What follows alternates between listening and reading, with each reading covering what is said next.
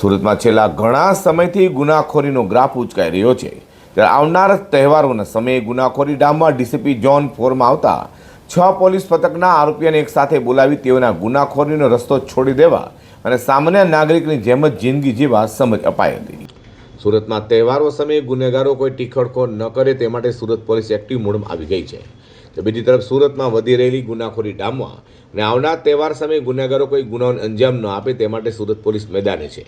DCP zone 4માં આવતા 6 police પથકના 200 જેટલા આરોપીઓ કે જેઓ મારામારી, રાયોટિંગ, હત્યાના પ્રયાસ, એનડીપીએસ, બુટલેગિંગ સહિત અન્ય ગંભીર ગુનામાં ઝડપાયા બાદ છૂટી ગયા હોય તેઓને બોલાવી તેઓની હાલની ગતિવિધિ અંગે માહિતી મેળવી ગુનાખોરીનો રસ્તો છોડી દેવા સમજ અપાઈ હતી।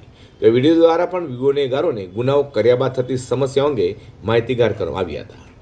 वे आरोपी जिन्होंने पिछले वर्षों में मारामारी में शामिल रहे हैं, राइटिंग में शामिल रहे हैं, एनडीपीएस के गुना दाखिल हैं, बूटलेगर हैं या और कोई तरह के गंभीर गुना है, उन सभी को आज यहाँ पे बुला के अपराध के संबंध में समझ की गई है। हमारे पूरे गुजरात में जो मेंटरी स्कीम चल रही है उसके तहत हमारे मेंटर्स को भी साथ में रखा गया है और उन दोनों का, मेंटर का और आरोपी का आपस का जो रिलेशन है उसके संबंध में भी इस मीटिंग में चर्चा की गई है।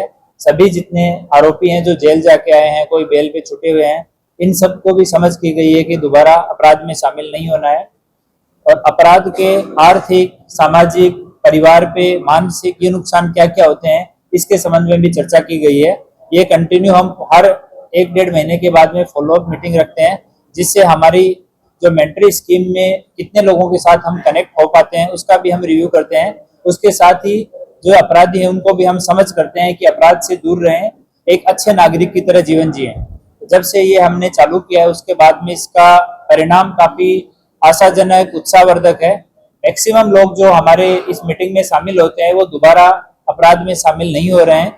हर मीटिंग में फर्स्ट टाइमर जो है वो ज्यादा है और एक मारामारी के गुनाह को हमने एनालिसिस किया तो उसमें 80% से ज्यादा गुनाह ऐसे हैं जो आवेश में आके हो गए। कोई पुरानी अदावत, कोई दुश्मनी कुछ नहीं थी, तुरंत आवेश में आए और चाकू रहा तो चाकू मार दिया, हाथ में बैट था तो बैट मार दिया, कोई लकड़ी थी तो लकड़ी मार दी, उसकी वजह से सामने वाले को इंजरी हुई, गुना दाखिल किया गया।